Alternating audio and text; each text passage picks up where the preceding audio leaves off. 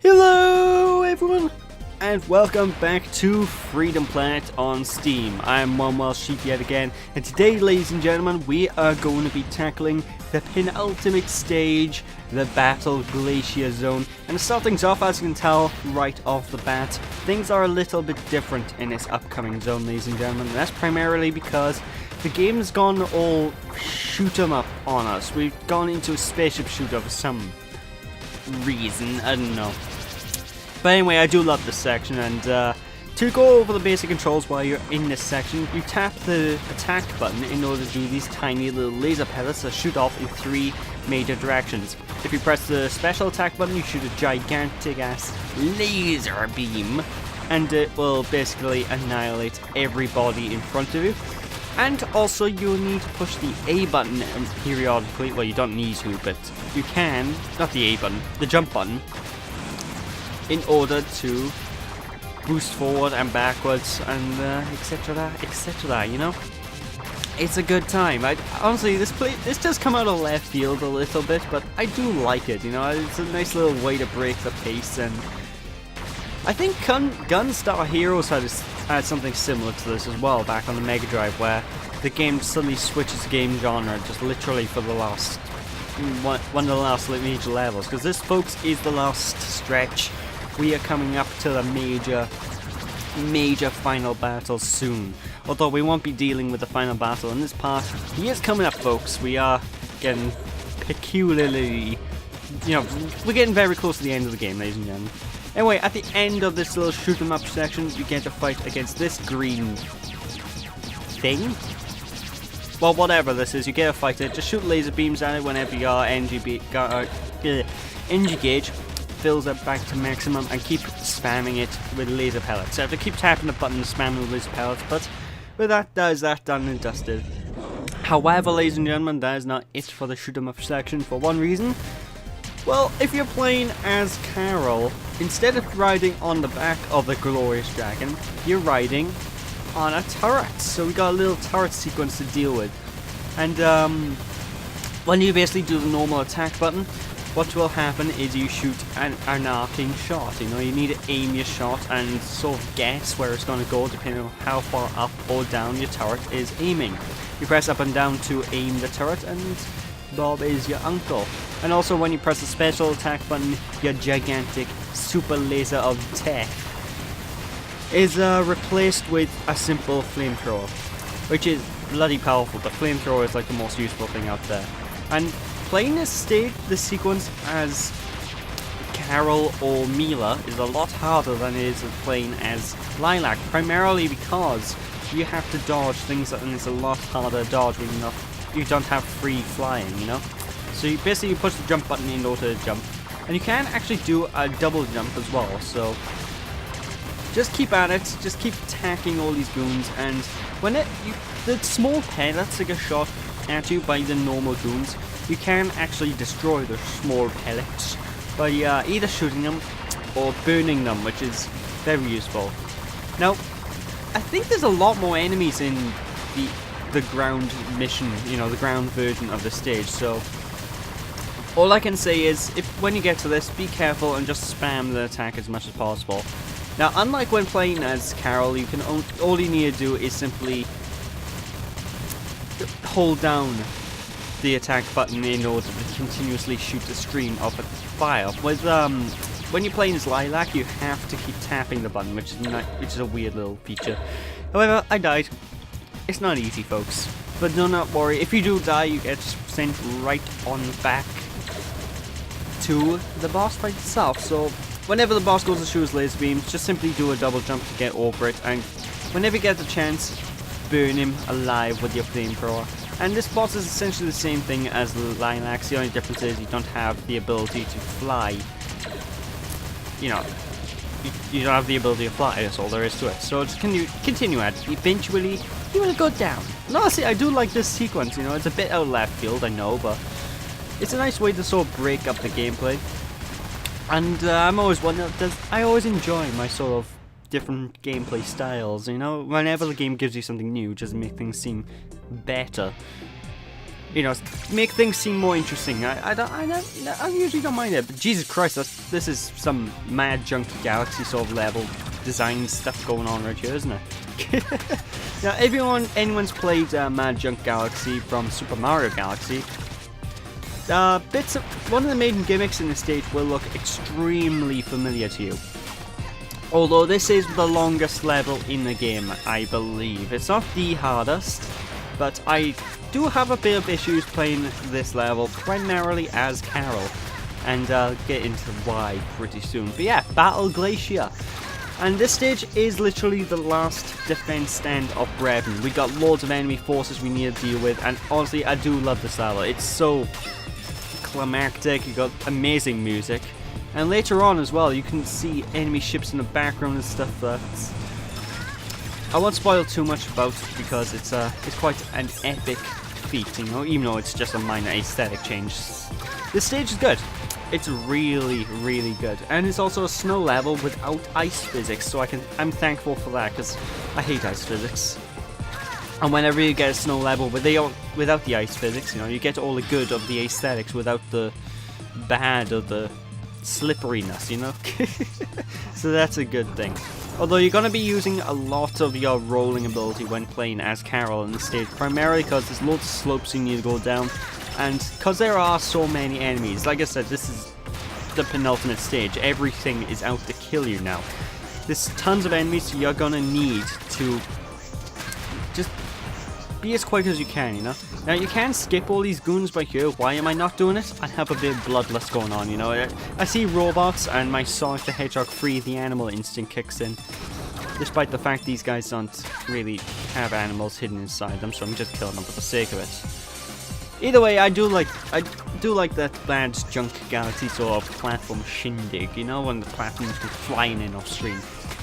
However, the one problem with that is I do feel that sometimes I have no idea where the platform is going to end, because sometimes you'll see that the platform will just end, you know, and there's no real way to gauge, oh, there's going to be something popping up from nowhere. And it can be quite annoying.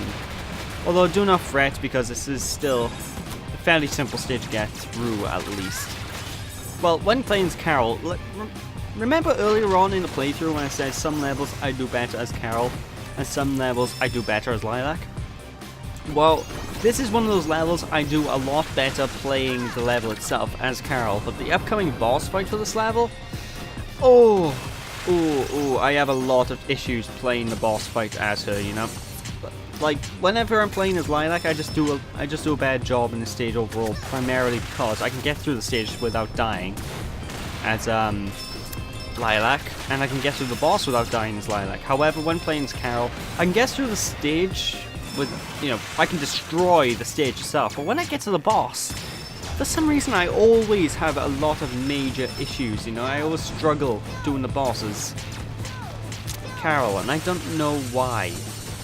Anyway, whenever you're going through the stage, it is, well, it's not really mandatory, but I really recommend locating the fuel tank and picking up your bike. It'll make getting through the stage and simply traversing a hell of a lot easier, you know? Especially considering you got a lot more mooks to deal with, and the bike's double jump feature and ultra gotta go fast move really does help you, you know? It's a big benefit to have in this particular stage. But we are now introduced to one of the main gimmicks of the stage, these missiles. Now, every now and then, periodically, missiles will pop out of the floor. Hit the missile a couple of times, and what will happen is they will be shooting off in the direction you hit them in. The missiles can be used to either destroy enemies, or you can use the missiles to open up pathways through those explodey blocks that you can explode.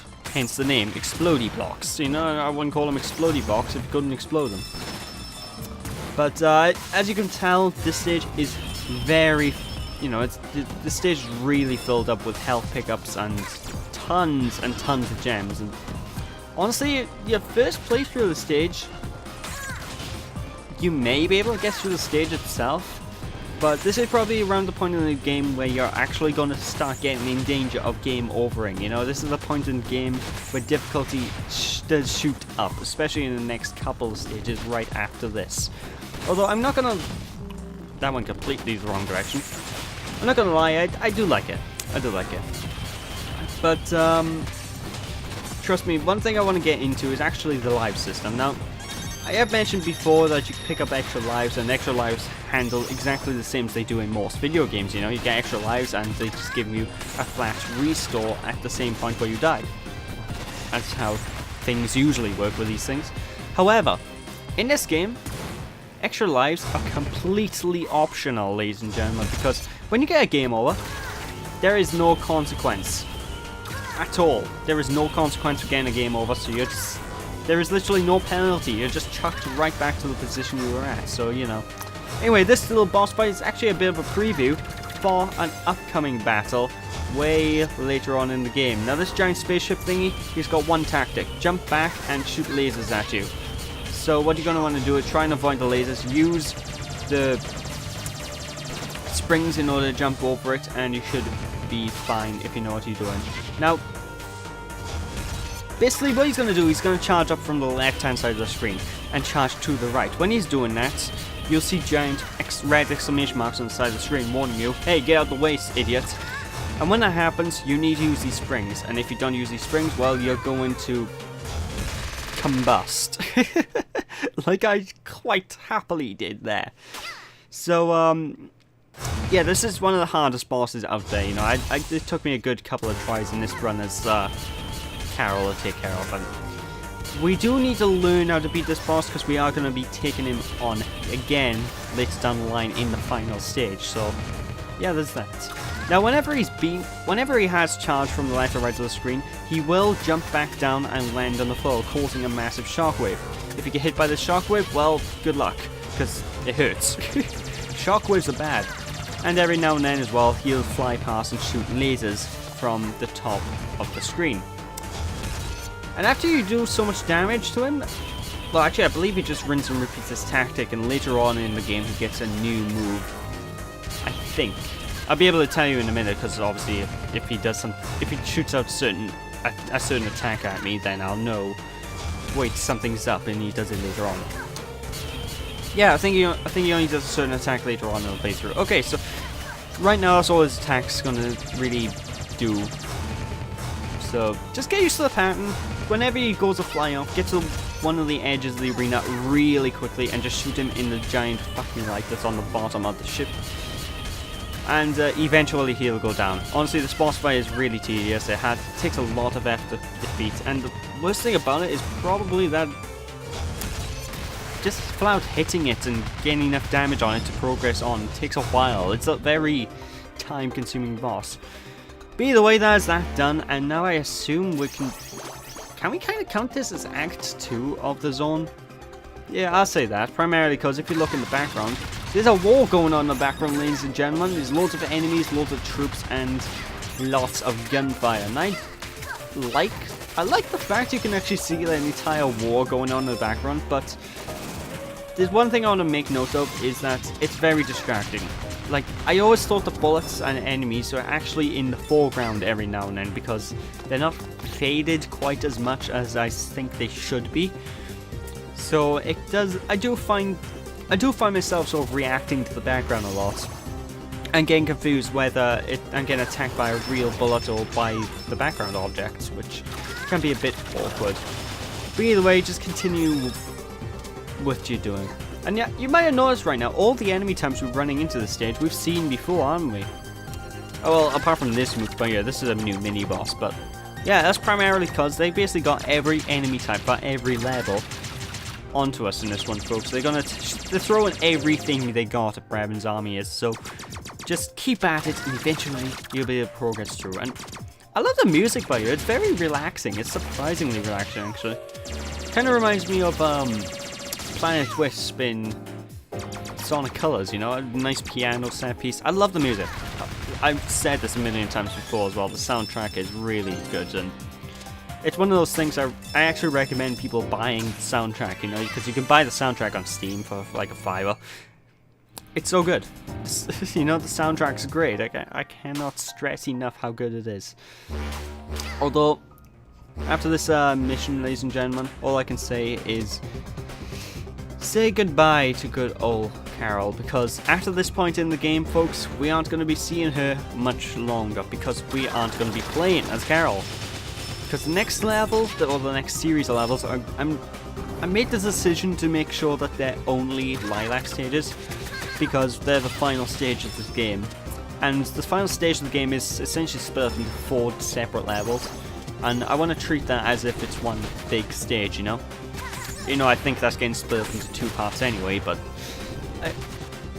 I just feel it's best to have the main character go through the final stage, you know, so hope you all enjoyed the Carol gameplay, folks, because there's not going to be much more after this point. And I think it's a fair send-off, despite the fact I played pretty abysmally at the boss fights, which I can't wait to commentate over. But I digress. Anyway, one thing you'll see is right now we actually got access to a little bit of a switch puzzle that we need to go through. So as time goes on, just keep pushing the switch. Whenever the switch is glowing red, you push it, it switches to green. And when that happens, all the red platforms in the area become transparent and you can walk by them. And vice versa if it's green. And you're gonna need to make use of this quite a bit, primarily just to get through. You need to progress quite a bit through the stage, and honestly, I love this level. I really love this level. Although we know all the enemy types from this point on, folks. We know everything we come to expect. So if you play the game enough, you should know what's coming up. You know, you should know. Okay, this enemy. You should know how to just deal with a lot of these enemy mooks by now. So, and if you don't, well, good luck. Just continue trying, I guess, because this is a challenging level. This is a really challenging level. I'm not making it look too bad, apart from my boss fight there. But trust me, I've had so much issues with this, especially against the 2 boss fights.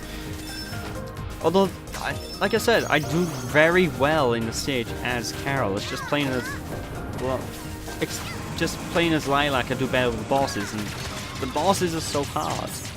It's so hard, man. But anyway, these Brevon troops as well. They're basically I mentioned the Brevon troops in when they were first introduced as well, and this is where they're going to start becoming a bit more of a nuisance, because Brevon's main troops is little goons with like the helmets, the Buzz Lightyear suits. I don't know what they're called. Basically his main attack force that aren't robots. They are very annoying enemies to deal with, and you've seen me take out a couple of them at this point, so you can probably guess why. But it's from this point on in the playthrough, folks, that they're going to start becoming a problem, because they're going to start cropping up a lot more, you know. You're going to see a lot more Brevon's troops coming in from the sides. They're going to continue trying to shoot you, and honestly, I don't like those enemies at all. They're annoying, really annoying. Anyway, when it gets to this point, this might throw some people off, because I've seen some, well, I haven't seen any, well, I've seen 1 LP of this game so far, so, but I have heard that a lot of people get stuck in this level at this point because they forget to look up. They forget a fundamental rule of playing games, which is look up, stupid. So, just look up for that and kill the little mini boss, because otherwise you may have a bit of issues. And this is one of those sequences where the Brevon troops drive me mad. Like I said, basically whenever you see them, if you know you're coming up to an area where you're going to get trapped, take them out as quick as possible, okay? Because what you'll find is, well, the simple Brevon troops, the normal basic ones, have a tendency to work together and overpower you. And when they do, your health bar is pretty much going to say bye-bye, because they do so much damage in such a little bit of time, you know? And you can't really do as much damage to them, because they have a sort of like...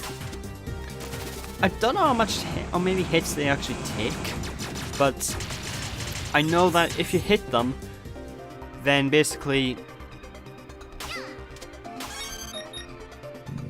you have to hit them in a certain way, otherwise they'll just... Well, you don't need to hit them in a certain way. You have to hit them for like 2 feet. You hit them until they fall down, and you hit them until they fall down again and they die, and it's just really tedious, you know? But anyway, ladies and gentlemen, it's time to take on Prince Dale yet again, the final boss of this zone. And this boss fight by here is really, really deceptively challenging. Now, when you get the pattern down, it's very easy to figure out how to deal with him, but I honestly prefer fighting this guy as Lilac, primarily because Lilac's normal attack does a bit more damage, and this boss fight goes by a little bit quicker and a little bit easier as a result of that. Anyways, to start things off, you're going to shoot these green laser blasts at you, and I can't remember what Sega game this reminds me of. Actually, I'm getting some Mega Man vibes from this boss. I forget which Mega Man boss in particular, but I don't know, it just gives me Mega Man vibes. But, yeah, basically he's going to shoot these green laser beams at you, and just what I recommend is moving quite slowly in order to get out of the way of these laser beams. Then move to the sides of the screen after hitting Prince Dale enough times, and he will shoot off his giant Screw You attack, which is a giant purple laser blast of death. And if you get caught up by that, you will take a lot of damage. However, loads of mooks will start popping off of his giant neck. Now, what you want to do with these giant well, not giant mooks, but all these mooks is you need to hit them when they pop off the giant mech, and basically they will drop health, and these guys are essentially the boss health bar. You know, you need to kill more of these guys. The more of these guys you kill, the more the boss's health goes. And you can actually see the damage you hurt. You know, you can see what you're doing to the boss fight, because as time goes on, his sprites will change depending on how much damage you're doing. And at the end, it becomes more like a giant marshmallow than a giant creepy mech of death, you know? So just continue at it, you know, always hit him when he comes down. Now these enemies that pop off the giant mech, they do not pop off unless you do enough damage to Prince Dale on top of the mech. So you need to keep hitting at him when he does come down to charge up his ultra super mega sexy attack. But when he does do that, it's going to take a good few hits, because he initially has a shield, and as you can see right, but yeah, there's a shield on him now. So you need to hit him enough times with the shield, and when the shield's broken, what I recommend then is using your special attack in order to do as much damage as physically possible to him in a single go, you know. But just continue rinsing or repeating this tactic, and eventually he will go down. And also occasionally he'll shoot down a gigantic ass laser beam, well, a series of gigantic ass laser beams, just like he did during the Peacock boss fight back in Sky Battalion. So, yay! Honestly though, I do like this boss fight, you know, it's a good penultimate fight. And with that, ladies and gentlemen, we are pretty much almost done. It's pretty close now, and no, pausing won't save you now. I have no idea why I paused then, it happens, you know. But yeah, as you can tell by the giant mech, it is almost destroyed, as you can look at the giant marshmallowy goodness that is the remains of its body. So he's about to do his final ultimate Screw You attack, and with that, screw you!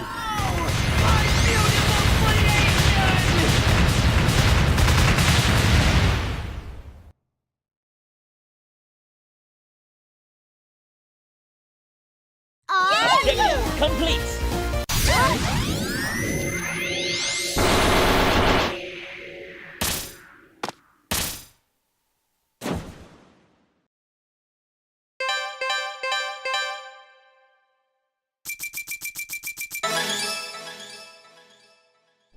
Spade!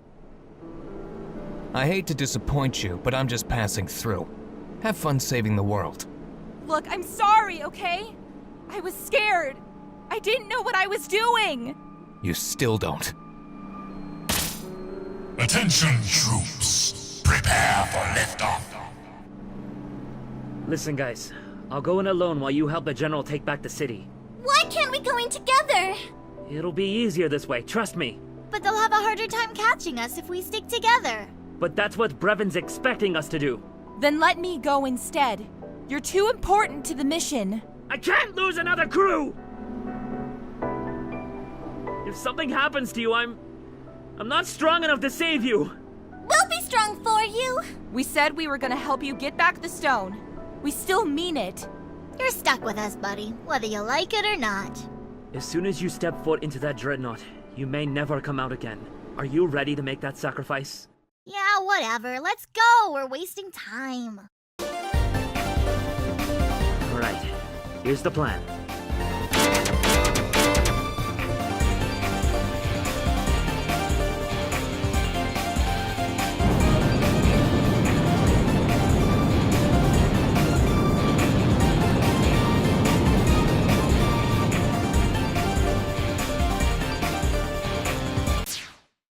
And with that, ladies and gentlemen, it's about time we go on to the final battle of the game. So when we return next time, folks, we'll be taking on the final Dreadnought, which is a badass name. You know, I love the word Dreadnought. It just screams epic.